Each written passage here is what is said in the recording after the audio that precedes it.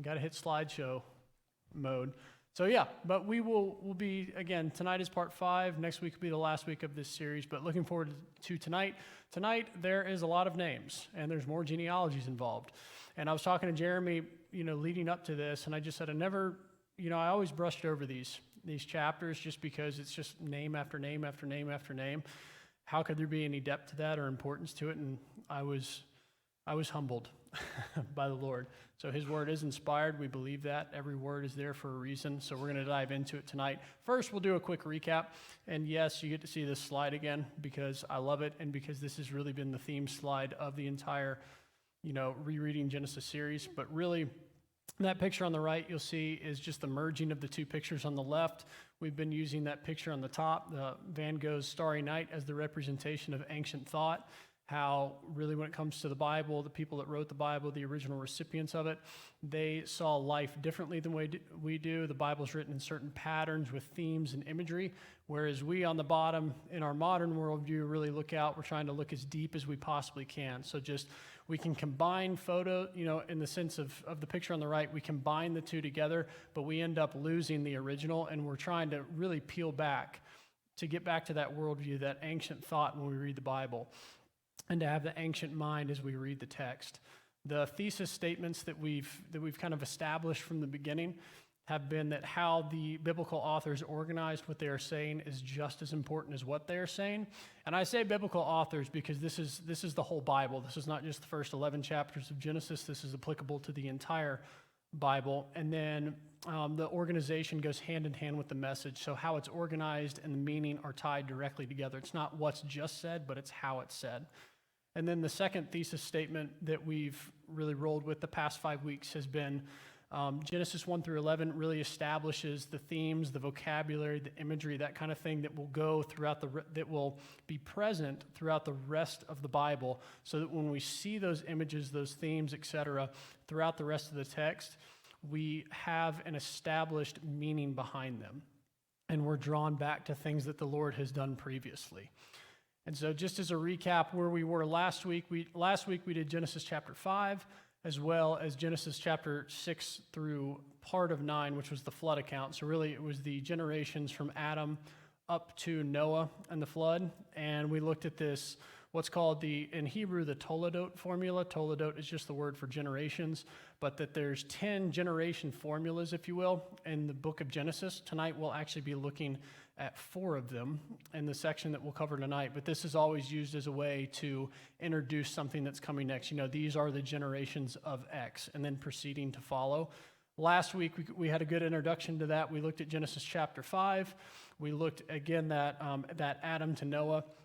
We talked a little bit about the ages, the length of years, how there could be different possible interpretations, to that from an ancient mind, that it might be playing on something like the Sumerian king list. We looked at the comparison of that, how the ages in the Sumerian king list document, which is on the left, are very high, ranging up to 72,000 in age, and how numbers can be, and Jeremy alluded to this as well with the number 40 in the Bible, how numbers can have a meaning outside of being literal.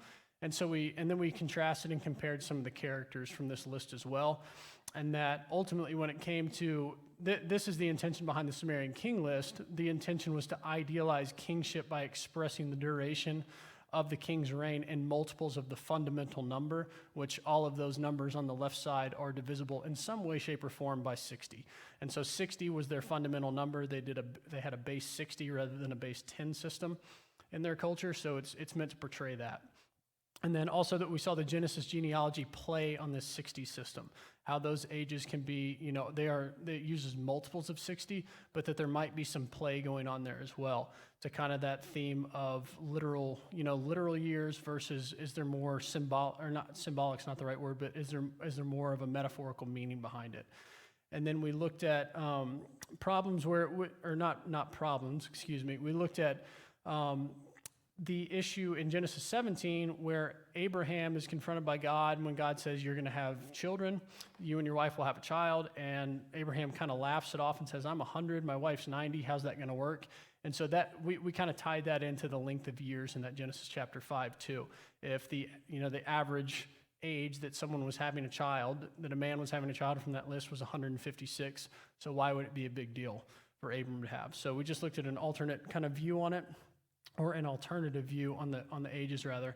But then we also compared it to the biblical text. So we compared the two lines, or two genealogies within the Bible. Really, it was Seth's line and then Cain's line. Again, that Seth's line was from Adam through Seth to Noah, and then Cain was ultimately up to Tubal-Cain. And then we saw the contrast and the similarities between multiple of the characters within that list. But really, when it came down to it, is we looked back in Genesis chapter 3, when the Lord said, I will put enmity between your seed, being the woman's seed, or your seed being the serpent's seed, and her seed. So the two seeds will be battling against each other.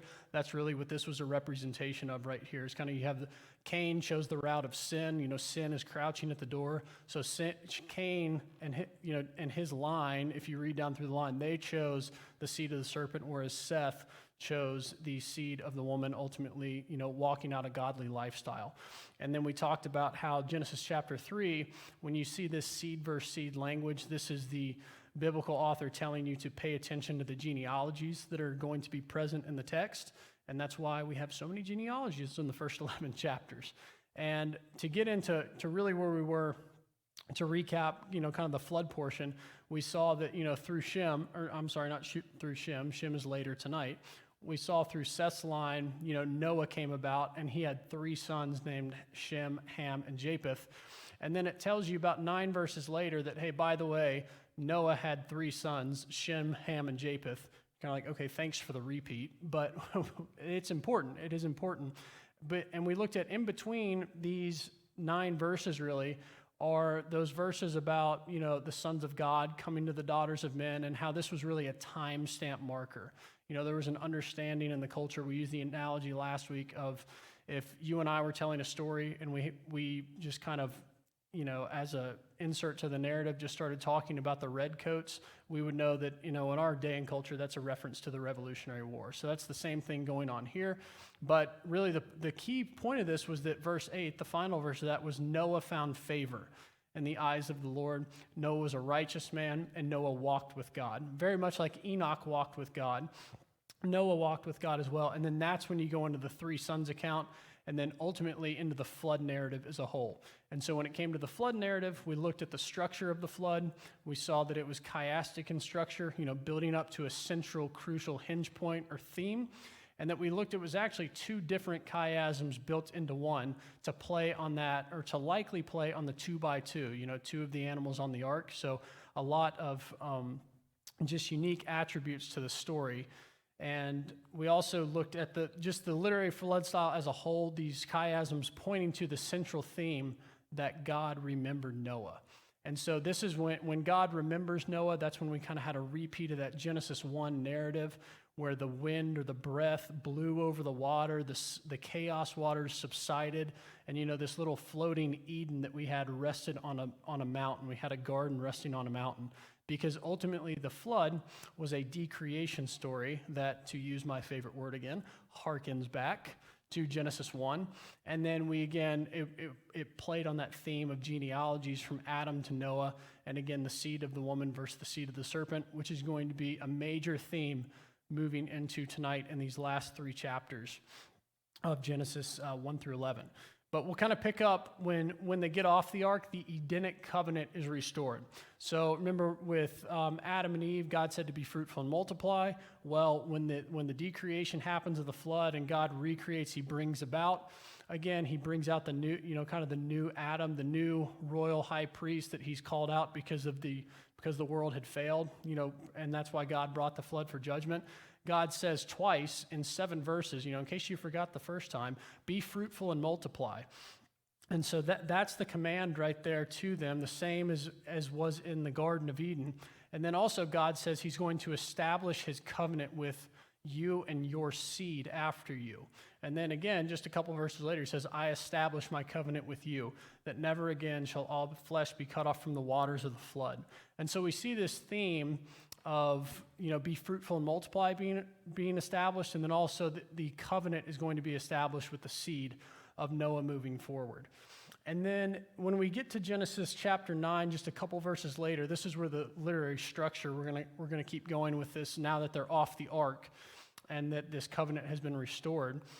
We get this right here. We get, just in case you forgot, the first 2 times that it was mentioned that Noah had 3 sons, Shem, Ham, and Japheth. It's mentioned twice here again, all within, a couple verses of each other.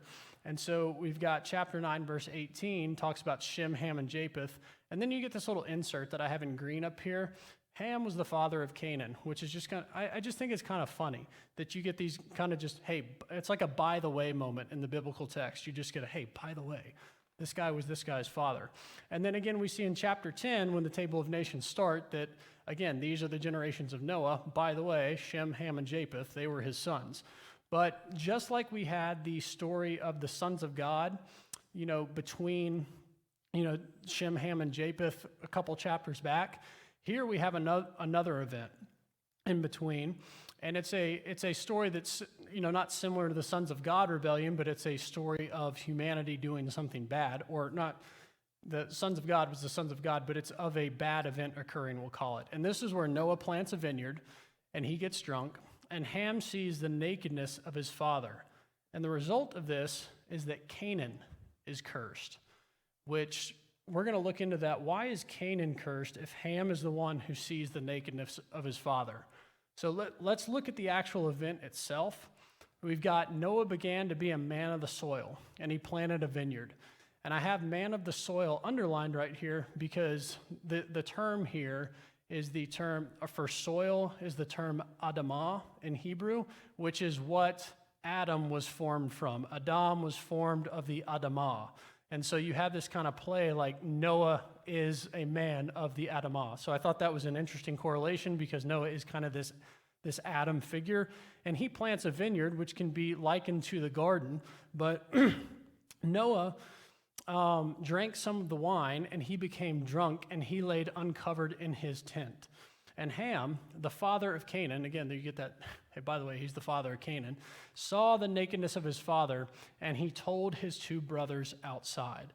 And so this, I think, is the traditional image that you get, or that we get from this story, that I remember growing up kind of confused about this, what's really going on, but kind of, okay, Shem and Japheth, they come and they cover the nakedness of their father, they walk with their back, and they refuse to look at it, and you have Noah just kind of laying there, passed out drunk, like not knowing what he's doing. And the discussion has always revolved around, what did Ham do to his father? What did it mean that he saw the nakedness of his father?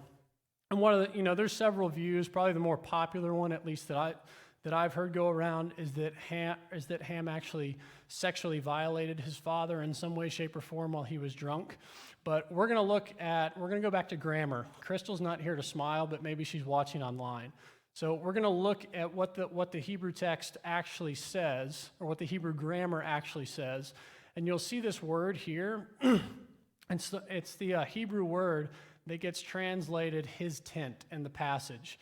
And you see that letter in red is the Hebrew letter hey. However, that's the suffix, and the suffix, it goes on the end of a noun, that indicates that it's a third feminine singular. And just to, put that in more common terms for myself, it literally means her tent. So where the text has, he saw the nakedness of his father in his tent, in Hebrew it says her tent. And this is actually confirmed in Genesis 24:67, where it says, then Isaac brought her, being Rebekah, into the tent of Sarah. It literally says in Hebrew, the tent of her. So you have that same, ending, that third feminine singular ending on there. And so what does that actually mean? Why is Canaan cursed because of this? And we'll read a little bit more into this passage. It says, when Noah awoke from his wine and knew what his youngest son had done to him, he said, cursed be Canaan, a servant of servants shall he be to his brothers. He also said, blessed be Yahweh, the God of Shem, and let Canaan be his servant. May God enlarge Japheth, and let him dwell in the tents of Shem, and let Canaan be his servant.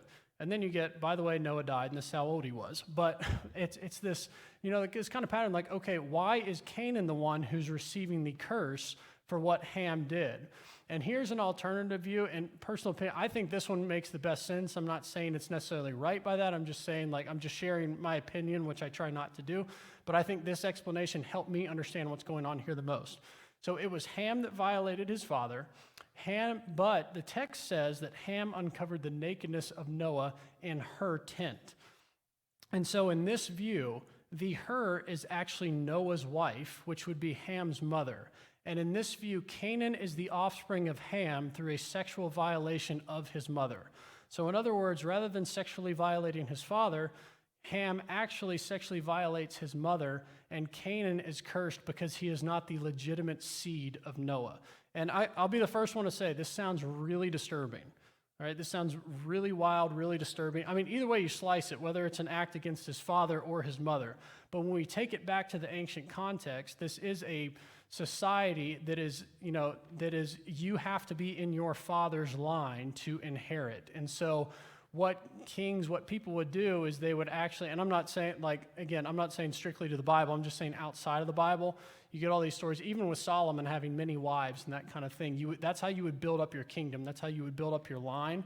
And so it's kind of this idea that Ham decides to take matters into his own hands and build himself up, rather than just being the youngest descendant of his father. And so Ham takes matters into his own hands. So again, Canaan would be the offspring in this view of Ham through his mother. And that is why Canaan is cursed, because he's not Noah's son, so Noah does not want to share inheritance with him. So again, it's a possible view. It provides some explanation, perhaps, on why Canaan receives the curse rather than Ham. But right after this, again, just kind of going back, you get after this whole cursing of Canaan, you get this sentence that almost seems out of place. It says, after the flood, Noah lived 350 years. All the days of Noah were 950 years, and he died. And that's just kind of the end of chapter 9. And then it goes right into Genesis 10, which is the 70 nations, the nations that come from Noah's three sons, Shem, Ham, and Japheth. And this is the traditional breakdown that you get of chapter 10 right here. You get Shem, you get Ham, and you get Japheth, and then you get sections of their descendants. I should have put descendants rather than seeds, but this, if you want to put it in pattern terms, this is actually what it looks like. These are the generations of the sons of Noah, Shem, Ham, and Japheth in verse 1, and then in verse 32, which is the final verse of chapter 10, you get these are the clans of the sons of Noah and their generations. So you have these generation kind of markers at the start and finish. You get Japheth, then you get a statement of land, language, clans, and their nations. Then you get Ham and Canaan, Ham's son, and then you get that same statement followed by followed by Shem and another statement. So you can see there's a pattern here to this chapter. And again, we talked about at the beginning that how something is written is important. Now, what's interesting is that this is the pattern. There's no question about that. I've referenced this book a couple times, but I'll reference it again. This book, very valuable in following the kind of the Hebrew breakdown, or at least according to one of the oldest Hebrew manuscripts that's complete, of how they divided the text up into sections. So we divided up into kind of verse and chapter, so we would see chapter 9 as maybe as a section, chapter 10, and there's little breaks in there, paragraphs, that kind of thing. However, Codex L, which is that's just the term for that old text, or that old manuscript, it has a different breakdown in it. It actually has Japheth and Ham grouped together, but it removes Canaan from that list. And then the second section is Ham through Canaan, through the seed of Canaan from that sexual violation, however it did occur. And then you get Shem. And so what you have actually here is you have kind of, it's excluding kind of what we were going back to, Canaan being cursed. It's almost like Canaan's line is specifically just singled out, so that not to associate him with Japheth and Ham or Shem. And then moving into, we'll talk about actually some of the names on this list. We're obviously not going to go through all of them, but we'll see a pattern kind of emerge, which I think this is really key in understanding throughout the rest of the Bible when you see enemies of God's people, specifically when you get into the conquest. And I mean, even beyond, you'll see this referenced all throughout the Bible. But we'll talk about Ham first, and excuse my dad joke picture. That's just, that's the one I got. But it says in verse 6 of chapter 10, it says, the sons of Ham were Cush, Egypt, Put, and Canaan. And then it goes through a list. Put really doesn't have anything associated with him, but Cush is the one that fathers Nimrod. Nimrod's an important character moving into chapter 11. Nimrod was the first on earth to be a mighty man, and he is actually the one that establishes the kingdom of Babylon. And so in the land of Shinar, which we'll get to. So keep that in mind. Cush, Ham's son Cush fathers Nimrod, the first mighty man, and think Babylon. And then from there, he actually goes on to found Assyria as well in Nineveh. You think Jonah, the Nineveh story, hey, I'm sending you to Nineveh, like the most unholy place on earth, which is as far west as you can go on that 70 nations map, and Jonah goes as far east as you can go in the known world at that time. So there's a major retreat. But anyways, we're not on the Jonah story. But you also have Egypt, who fathered this person right here, if you can pronounce his name. But what's interesting about this is this is the individual that says from whom the Philistines came. So you can kind of see right here in Ham's line, it's not looking too well in terms of Israel's future enemies, like who they came from. You've got Babylon, you've got Assyria, then you've got Egypt and the Philistines. So Ham's off to a rough start. And then we'll talk about Canaan here as well. This, Canaan, he gets his own little section singled out here, and probably pretty obvious who he was the father of, the Canaanites, hence in the name. But it says right here when we learn about the Canaanites, and this is just the breakdown from that 70 nations map. Those are all of kind of, the individual, tribes or, people groups within the actual Canaanite family, if you will. But verse 19 says this. It says, "And the territory of the Canaanites extended from Sidon in the direction of Gerar as far as Gaza, and in the direction of Sodom and Gomorrah." So there, you got Sodom and Gomorrah, which is obviously going to be a story of, a place of great rebellion that ultimately gets destroyed. So when it comes to Ham's line and Canaan's line, really not shaping up too well for them. Really trying to dig in here that, hey, this is, the line, they are choosing the seed of the serpent, if we can put it that way. And then, again, this is just a recap of the names when it comes to Ham, or at least not all of the names, but kind of the ones that will show up later in the text that are probably the more commonly known ones.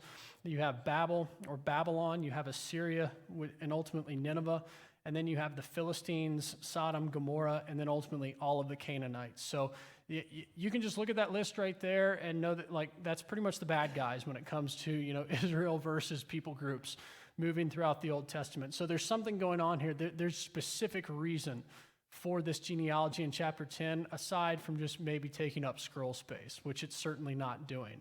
But we'll get to, now that we've covered kind of the bad guys, let's cover Shem.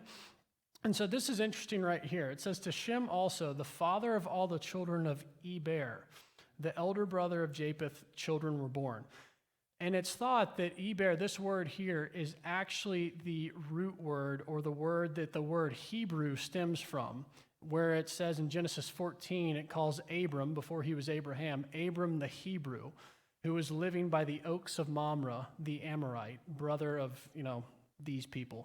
But the point I'm getting at here is that they're thought like Shem, you can associate him with Eber, and then that potentially being the root word to Hebrew. So you kind of have this line of the Hebrews coming through Shem. And what's interesting too, this is kind of a fun note, Shem literally in Hebrew means name. And so you will often hear people, religiously Jewish by faith, they will pronounce, and Jeremy's had it up here a couple times when he's reading from the Tree of Life version, where it will say Adonai in the text. It replaces the name of God with Adonai.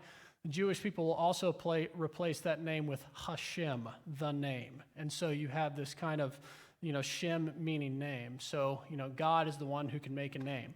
But, going back to this too, you'll see it, again, we kind of studied the pattern of this. We didn't touch on Japheth. I just wanted to focus in on, the Ham and Canaan and also Shem, because Shem's going to be where we're going tonight, kind of following the seed of the serpent versus seed of the woman. And then this is the flow of chapter 11 right here. So this is all of chapter 10. This gets us into chapter 11. And we've got the story. It starts off with the Tower of Babel. And then you get there's more generations. Hey, by the way, these are the generations of Shem. And then you have Shem to Abram. And then you have this another set of generations. That Toledot formula that we looked at. Said we were looking at 4. That's the fourth one. Of Terah, who is the father of Abram. And so I know this is all a lot right here, just kind of going from chapter 10, chapter 11. I promise there will be like a more condensed version of this in a little bit, but what I'm trying to get is I'm building on both of those previous pictures that I just showed you. And what I want you to see in this is that there's a continuous pattern going where you have Shem, the top Shem right here is from chapter 10, and then there was the statement of the lands, the language, and then that summary of the clans, the generation. These are the sons of Noah, according to their generations. Then you have the Tower of Babel, and then you go right into Shem again. It's like, okay, we just covered Shem in the last chapter. Now we're going to cover Shem, but it actually hones in. The second Shem, this 10 generations, actually covers, Shem directly to Abram, whereas this one was just kind of a summary of all he was responsible for. But there's meaning and there's purpose behind it. And what we've kind of looked at is important generations being mentioned twice, and in between those generations, there's some type of rebellious event happening. We looked at the sons of God coming to the daughters of men. We looked at, and now we're going to look into the Tower of Babel as well.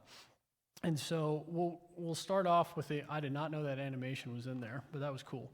But we'll start with chapter 11. We'll actually go into the Tower of Babel, and then we'll get back to Shem. So remember, we just kind of talked about the sons of Noah, and then in chapter 10, and we're coming right into chapter 11. It says, now the whole earth had one language and the same words. And this really right here, because this threw me off a number of years ago. I was, wait, didn't we just learn about 70 nations and they all had languages according to their, to their clans and their people groups? Chapter 11 is the summary of how that happened. So it's not written chronologically in order. But chapter 11 starts out, now the whole earth had one language and the same words. And as people migrated from the east, they found a plain in the land of Shinar and settled there. So remember, we talked about Nimrod. Nimrod went to Shinar, and that's where Babylon was. So that's important to remember from the last chapter. So they're going to this land where it's told you that in the previous chapter, hey, by the way, that's where Babel was, and that's where Nimrod was. What's interesting to note here in verse 2, why I have it in yellow, this says the people migrated from the east. And so you remember in the garden when God cast the people out, he cast them out to the east. And he continues to do, he casts Cain out when Cain commits a sin from the east. Now you have people actually just willingly migrating east. So I think there's something interesting there, this eastern route. At first it was forced, and now it's just kind of, hey, we're just going this way, and we're going to go all the way and establish this land and, this land in Shinar, and this is where Babylon is right here. And then Nineveh, I have this up here just so that you can see it, kind of the direction that they moved. But they go to Babel, and then Nineveh, where it says that Nimrod established his kingdom up in Assyria into Nineveh, that's up here. So he goes east and then drives north. And I don't have anything for it in here, but if you look kind of biblically, the north becomes a place that is just kind of known for being bad throughout the Bible. I'm not going to say it's all exclusively bad, but there are bad things that come from the north. So I think it's interesting that you have people willingly migrating to the east and then also going north at the same time. But let's look at the actual Tower of Babel story. I didn't know that animation was in there either. So, all right, I guess it's full of animations. But we've got this scene where they migrate as one people, and they decide that they're going to make a tower, the Tower of Babel. And the people said, come, let us build ourselves a city and a tower with its top to the heavens. And let us make a name for ourselves, lest we be dispersed over the whole earth, over the face of the whole earth. So what's interesting here is they decide that they're going to build a city and a tower. The first person to build a city in the Bible was Cain, after he was cast out and committed crime. So there's something to note here about Cain building a city, and then ultimately these people coming together, and they said, we're going to build a city and a tower. And the reason they're going to do this is because they are going to make a name for themselves. Now, I have this picture of the Tower of Babel right here. I had to switch it up because I knew Robert might dog me. He's seen the Sons of God presentations. I use the same picture for the Tower of Babel every other time, so I switched it up for you, Robert. This one's for you. But this specific type of tower is a temple structure known as a ziggurat, and it is a temple of sacred space. It is where deities were worshipped. People really didn't go there that much because sacred space is dangerous to people. but it's where the deity presides. But they're going to make, basically what they're doing is you're supposed to worship the deity there. They wanted to bring God, in this case, down to them and essentially tame God like you would put a dog in a cage, if we can use that analogy. And they're going to do this so that they can make a name for themselves. Rather than worship God and his great name, they want their name to be great. How do you do that? Well, you trap God, if that's possible. That's kind of the thought process here. Hey, we're going to trap God here so that people have to come to our city.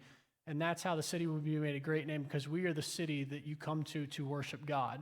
And the reason that they do this is so lest we be dispersed over the face of the whole earth, which goes directly against that Edenic covenant that was restored about being fruitful and multiply, filling the earth. It's kind of, hey, you're doing the exact opposite of what the Lord said, and we're only, one full chapter removed from this Edenic covenant being restored. And so as we look at kind of the, I don't know why it went out of order like that, apology, but we look at the order of this, that God actually comes down. The Lord comes to see, or came down to see the city and the tower, which the children of man had built. And so you get this scene where God actually comes down, to see what they're doing, and he says, "Behold, they are one people, and they have all one language, and this is only the beginning of what they will do, and nothing that they propose to do will now be impossible for them." I want to say something about this first, because I've heard before that this would be implied right here that, God's afraid of people, that they might overpower him. That's not what this is saying at all. It's just saying that, people will be people, they will be rebellious, that kind of thing. God is obviously, he just flooded the earth like a couple chapters ago. This is not him worrying about people being able to overthrow him for whatever reason. But it is about people being disobedient to the calling that he gave about being fruitful and multiplying. So what God says is, "Come, let us go down there let us go down and there confuse their language." So Yahweh dispersed them from there over the face of the whole earth. And if you've been to the 70 Nations, the Sunday school where we talked about the divine council, this will be a familiar passage, but you have this "let us go down" and then the Lord alone acting. And so there's the us right here. It's been speculated that it's been the Trinity before. There's also the thought that it's rather the divine council, God's heavenly host. That likely is the better explanation for this, just given what we find in other passages throughout the Bible, which we'll get to in just a minute. I didn't want to focus on the 70 nations, per se tonight in terms of the sons of God, but we will cover it just briefly.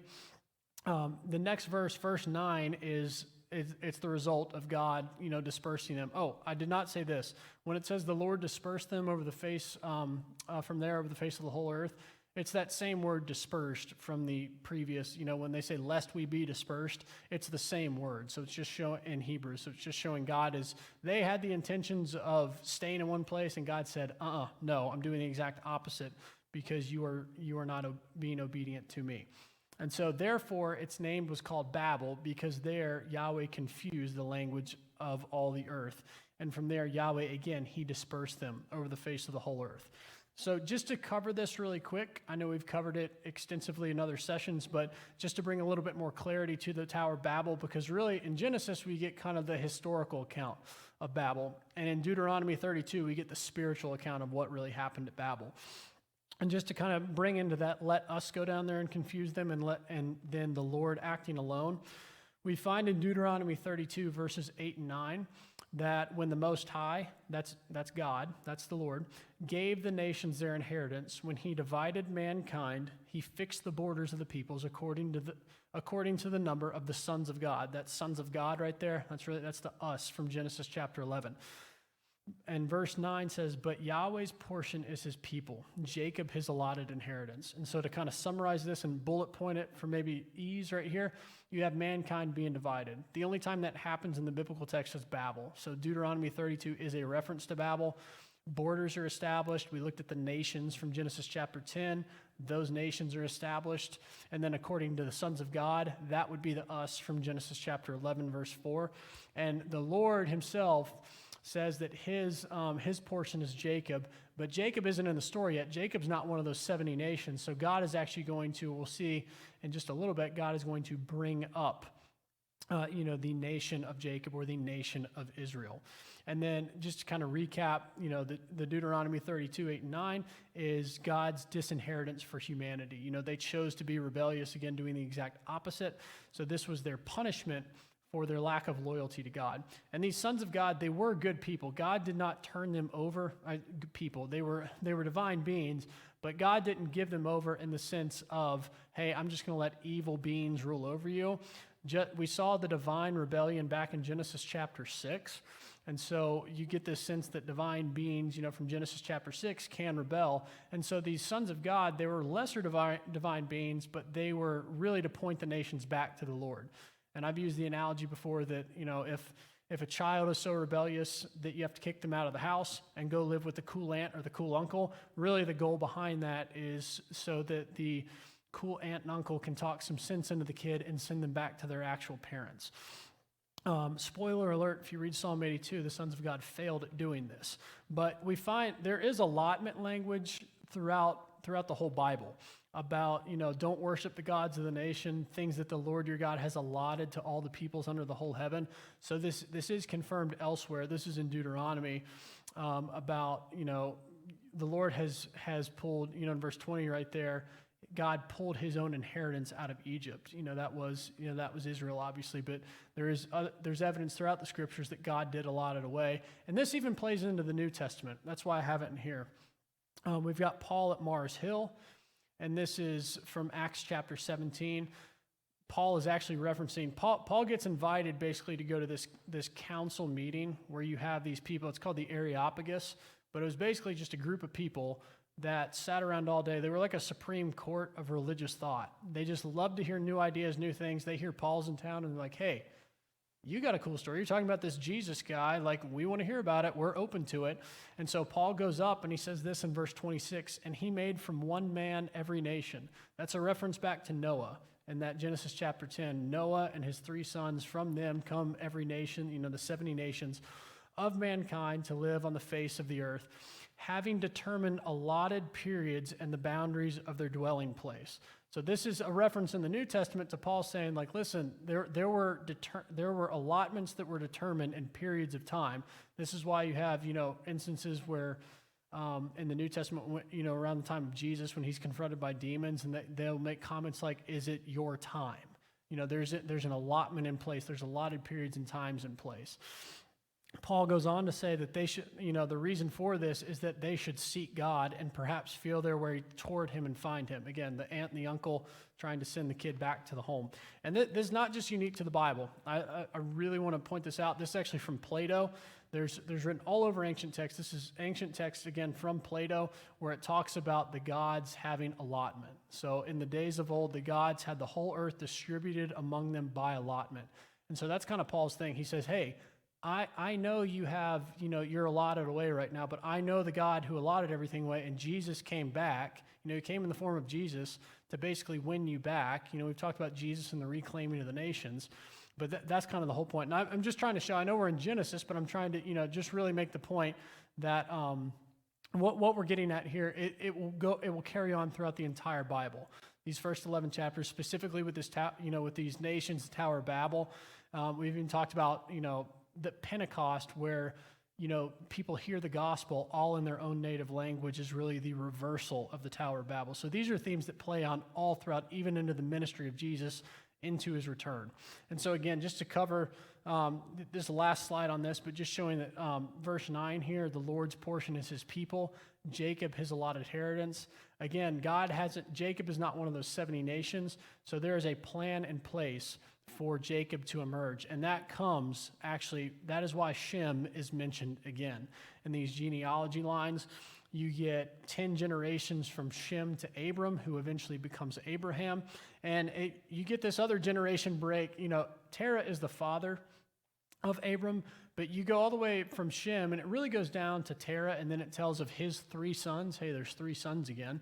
And then it kind of focuses in on Terah right after, it gives the 3 sons' name, one of them being Abram, but then it focuses in on Terah's line, and specifically more so to Abram. And one thing, I just want to I want to throw this in there because it's interesting. We looked at the Sumerian king list, how the Sumerian king list was on that base 60 system. So, we talked about last week, the flood was a worldwide event. Everybody in the world knew about it, and part of the flood narrative, its purpose is to show that Yahweh is the God responsible for that event, to kind of set the story straight. Well, you get in the Sumerian king list, you have a pre-flood list and a post-flood list. The pre-flood list, the base of all their ages is 60 squared. Post-flood, they don't live as long. It's on the base 60 system. In Genesis pre-flood list, you get the average age is 858, and then the post-flood age, the average age is 299.6. So you do have, there's potentially more polemic going on right here, more spiritual warfare, as Robert loves to say. I'm picking on you tonight, Robert, in a good way.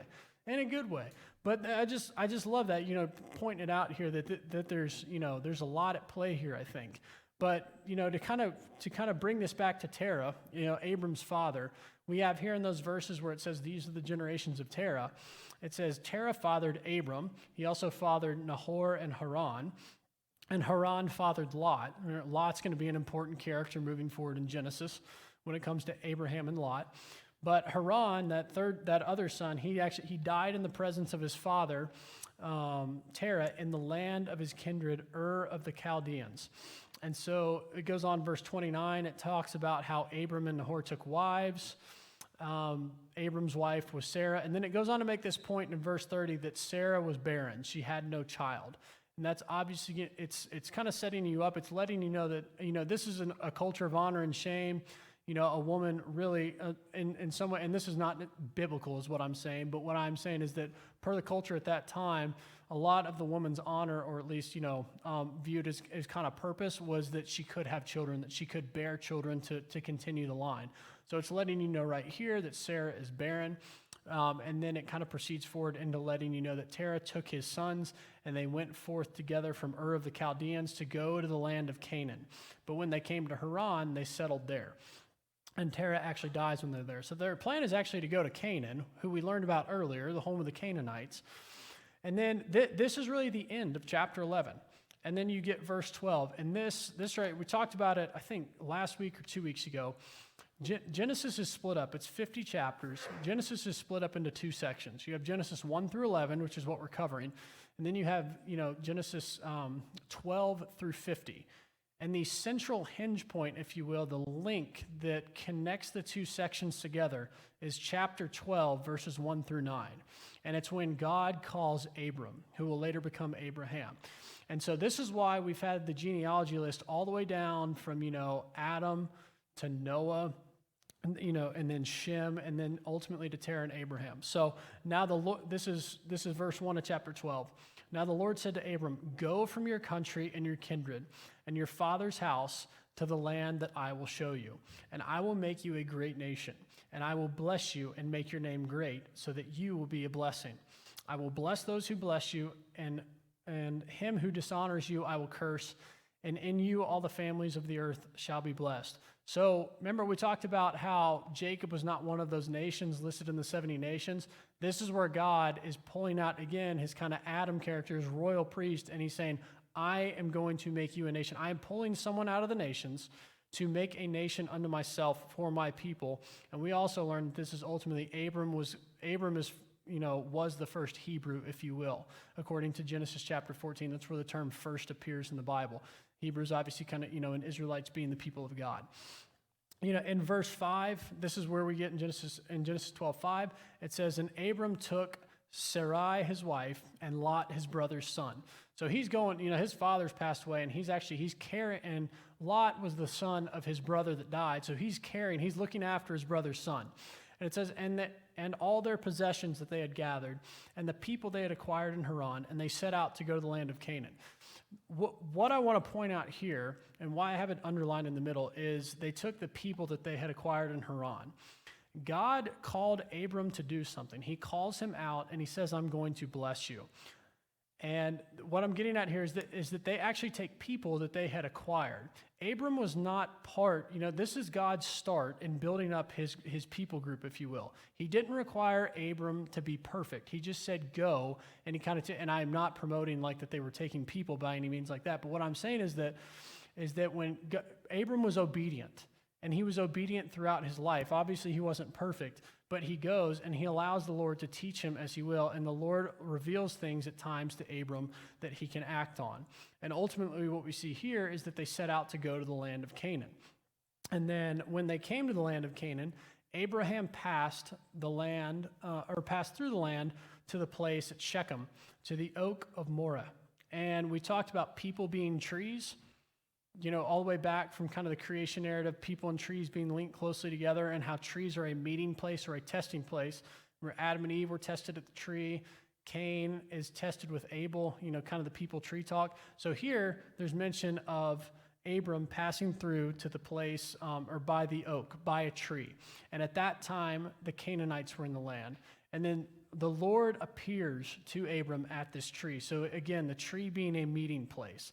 And the Lord appeared to Abram and said, to your seed, again, there's that word seed, I will give this land. So he built there an altar to Yahweh who had appeared to him. And what I think is very interesting here, this is the land of the Canaanites, right, at the time. But this is also in Genesis, where God had said, this is going to be my land. The Canaanites are there, and he's promising Abram's seed, his new high priest, that I am going to give you this land. This land is my territory. In other words, there's people living in it that are not supposed to be right now. Your seed will have this territory. And in verse 8 it says, from there he, being Abram, moved to the hill country on the east of Bethel and pitched his tent, with Bethel on the west and Ai on the east. What I think is very interesting about this, Bethel, literally in Hebrew, is it's the house of bread, I believe. And so you have, again, this east of Bethel. So he's going east of Bethel, the house of bread. There's so many links, bread of life, all of that. So just pointing that out. I know that's kind of, it's not where I'm looking to stay in here because we're in Genesis, but there's so much I think that you could relate to that. And when he gets there, it says, and there he built an altar to the Lord and called upon the name of the Lord. And Abram journeyed on, still going toward the Negev. Now, why I have this call, he built the altar and called upon the name of the Lord here, is because this links us back to Genesis chapter 4, when Seth becomes the replacement for the murdered Abel. And it says Adam knew his wife again, and she bore a son and called his name Seth, for she said, God has appointed for me another instead of Abel, for Cain killed him. To Seth also a son was born, and he called his name Enosh. At that time, people began to call upon the name of the Lord. Same exact wording in Hebrew. And so you have this new seed, not the seed of the serpent, the seed of the woman. People begin to call upon the name of the Lord at that time. And by the time that God calls Abram out all the way through this line, down through Noah, through Shem, ultimately to Abram, there the name of the Lord is called upon again. And this is really the picture we get. This is the big pattern, if you will, kind of focusing on the seed of the serpent, the seed of the woman. And this is where we're wrapping up tonight. But from Genesis 4, you get Cain, Abel, and Seth, 3 sons. That correlates to Genesis chapter 10. I'm going by the color pattern here, where you get the table of nations, where there's 3 sons of Noah, and then into Genesis 11, where you get Terah, who has 3 sons with the focus on Abraham. Genesis 5, you get 10 generations, Adam to Seth, Adam to Noah through Seth, through that seed of the woman, not the seed of the serpent. Then in Genesis 11, you get Shem to Abraham, another 10 generations, again, following that seed of the woman, not the seed of the serpent. And then they are surrounded by these events in yellow, are these events, you've got the flood, you've got the Tower of Babel, and then you've got, I know it shouldn't have put the last one in yellow because God calling Abram is a good thing, but you've got these major events that are surrounding, these patterns that are going. And so really what you see is from the start up there in Genesis 4, all the way down into Genesis 12, you have people. It is a full cycle of God, having to go through these generations, going through these events like the flood, the Tower of Babel, etc., so that the name of the Lord can be called upon again through the righteous seed that he established. And ultimately, this is just the beginning of the story. We looked at, this is Genesis 1 through 12, verse 9. This continues all the way on, obviously, into the ministry of Jesus. Matthew starts out his gospel with a genealogy that goes essentially all the way from Adam to the time of Jesus, a 14 pattern.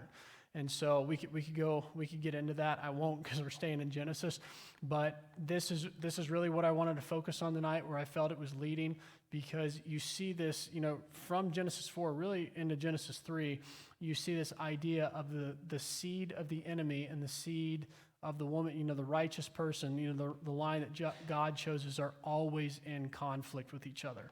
And then understanding this narrative, the terminology, the imagery, the symbols we looked at are going to paint a picture so that moving on throughout the Bible, when you see these names, when you see these images reappear, they'll make sense when you read the Old Testament. And when we read and look into the life and ministry of Jesus, we'll ultimately see where this started and where it's been building up to until that time. So that is it for tonight. That is it for Genesis 1 through 12, verse 9. Next week, we will recap everything, kind of put everything into a grand narrative structure. With that, Jeremy, the mic's yours.